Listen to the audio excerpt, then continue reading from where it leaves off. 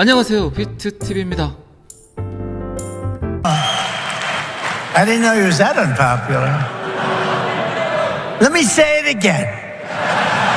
On day one, I will fire Gary Gensler. Whoa.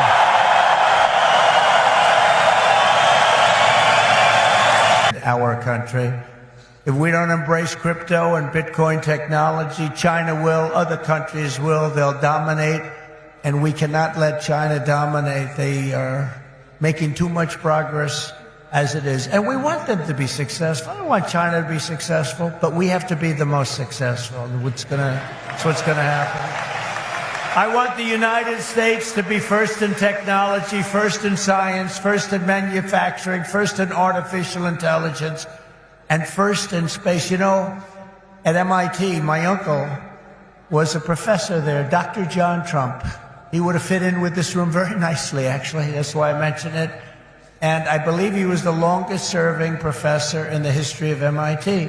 He graduated, we have a very intelligent family, actually. He graduated tremendously. I think he has 3 different degrees, but they said, would you like to stay on, John, and be a professor?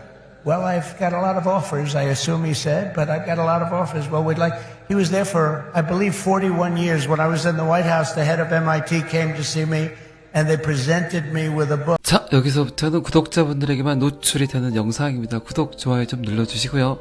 일단은 게리 겐슬러를 자른다고 하네요. 이거 뭐 좋다고 해야 되는 건지 여러분들은 보셨겠지만 좋으신가요? 강한 긍정은 강한 부정. 저는 요거를 보고 그냥 사기라고 느껴졌거든요. 어쨌든 근데 이 생각 또한 저의 생각이지 그 이상 그 이하도 없습니다. 어쨌든 암호화폐는 받아들일 수밖에 없는 도구죠. 그게 뭐 트럼프가 됐든 해리스가 됐든. 그런데 목적이 중요하죠. 목적이 항상 왜 이 산업을 발전시켜야 되는지.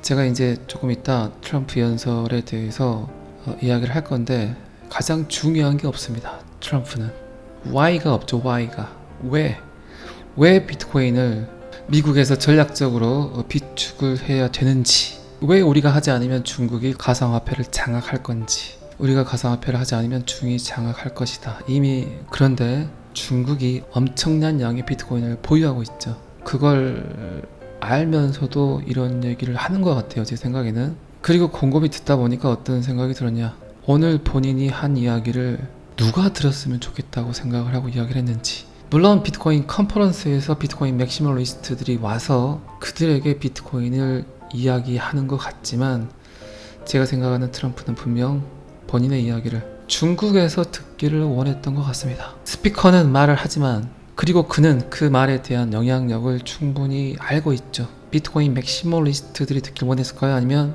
미국인들이 듣길 원했을까요? 아니면 아직 암호화폐 비트코인을 모르는 전 세계 사람들에게 했던 말일까요? 아니면 중국이나 러시아에서 들었으면 좋겠다고 생각을 했을까요? 참, 그래서 정치인들이 하는 말들은 도무지 이해하기가 힘듭니다. 자, 그러면 어떤 이야기를 했는지 조목조목 따져보도록 하겠습니다. 테네시주 내슈빌에서 열린 비트코인 2024 컨퍼런스. 일단 그는 지금 사람들이 암호화폐 업계에서 가장 싫어하는 사람 한 명을 지목했죠. 게리 겐슬러를 자른다고 했습니다. 트럼프가 재선에 성공하면 미국 정부가 현재 보유한 비트코인을 팔지 않고 전략적으로 비축하겠다고 밝혔다. 적극적인 산업 육성을 약속했다. 세부적인 내용은 없었다. 그냥 채굴을 하겠다고만 했다. 현재 미국이 보유하고 있는 압류로 거두어들인 비트코인 21만 개를 100% 전량 보유하는 게 트럼프 행정부의 정책이다. 그 엄청난 부를 모든 미국인이 혜택을 입도록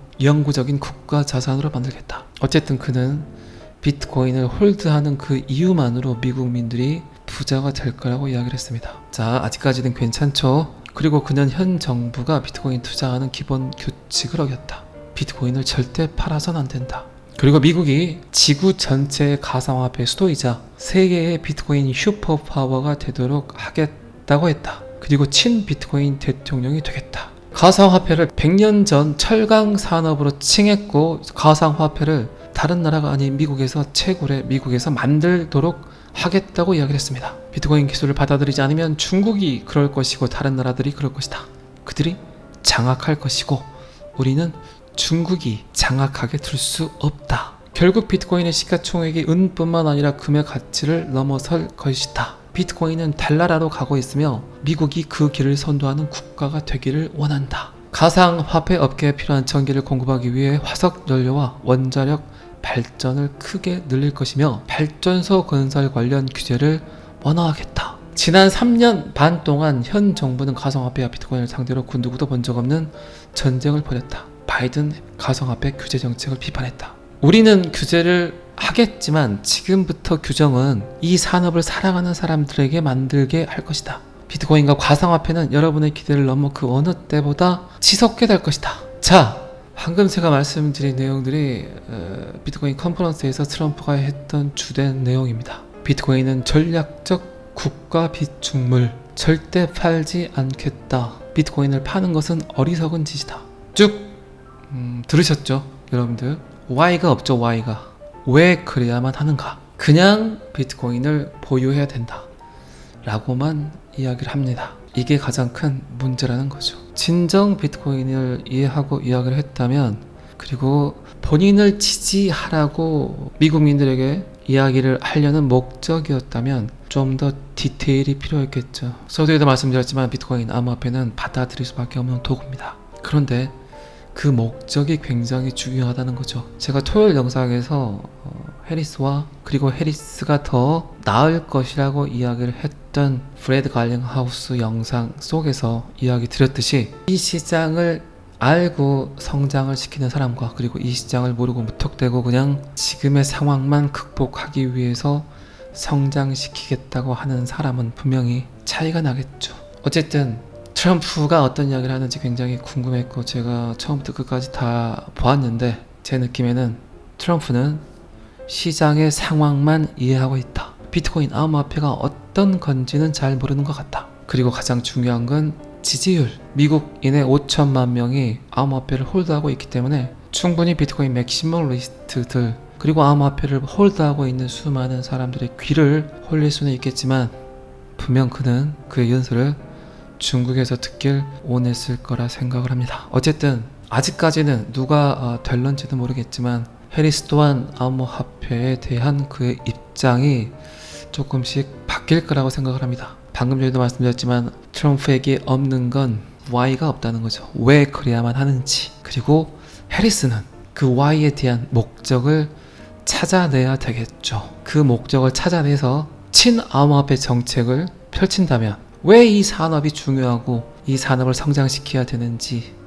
이해한다면 트럼프를 제끼고 공화당을 제끼고 민주당이 다시 한번 집권하지 않을까 싶습니다. 자, 그리고 이거 보시면 아시겠지만 민주당에서도 이제 슬금슬금 움직이고 있죠. 민주당 의원 28명 암호화폐 입장을 재설정하라는 촉구를 하고 있습니다.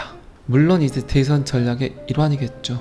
해리스 가상화폐 업계 트럼프 독주 견제해야 된다. 관계를 재설정해야 된다. 그리고 이제 괜찮은 데이터가 있습니다. 해리스 캠프 측은 암호화폐 회사와 가까운 사람들에게 최근 만남을 갖기 위해 연락했고 여기에는 주요 거래소인 코인베이스, 스테이블코인 발행사인 서클, 그리고 블록체인 결제 그룹 리플랩스가 포함됐다고 이야기를 했습니다. 코인베이스, 서클은 이해가 되지만 미 증권거래위원회와 지금 전쟁을 벌이고 있는 리플랩스를 왜 선택을 했을까요? 제발 해리스 캠프 측에서 비트코인을 이해하고 비트코인의 철학을 이해하고 블록체인의 원리를 이해하고 그리고 왜 리플 XRP가 답인가를 좀 찾았으면 좋겠습니다. 그걸 잘 찾지 못한다면 저에게라도 메일 보내서 만나자고 원하면 만나줄 용의가 있습니다. 만나서 제가 잘 꼬셔보도록 하겠습니다. 결국은 시간이 좀만 지나도 느끼시겠지만 이 모든 히스토리는 하나의 코인으로 모이게 돼 있습니다. 그 코인이 어떤 건지는 충분히 여러분들 제가 이야기하지 않아도 아시겠죠? 제가 뭐 한두 번 이야기한 것도 아니죠. 자, 어쨌든 가장 중요한 건 해리스 캠프에서 코인베이스, 서클, 리플랩스를 만났다는 거. 그리고 여러분들 제가 여러 번 말씀드렸지만 MIC 유럽에서도 유일하게 만난 암호화폐 회사가 리플랩스라는 거 알고 계시죠? 자, 또 월요일입니다. 월요일 날씨가 매우 덥습니다. 외부 활동하시는 분들은 너무 열심히 일하지 마세요. 어쨌든 XRP가 이번 달 안에는 살짝 더 움직일 것 같습니다. 비트TV는 항상 여러분들의 성공 투자를 기원합니다. 오늘은 여기까지 하겠습니다. 구독과 좋아요는 항상 저를 너무너무 힘나게 합니다. 감사합니다. 비트TV였습니다.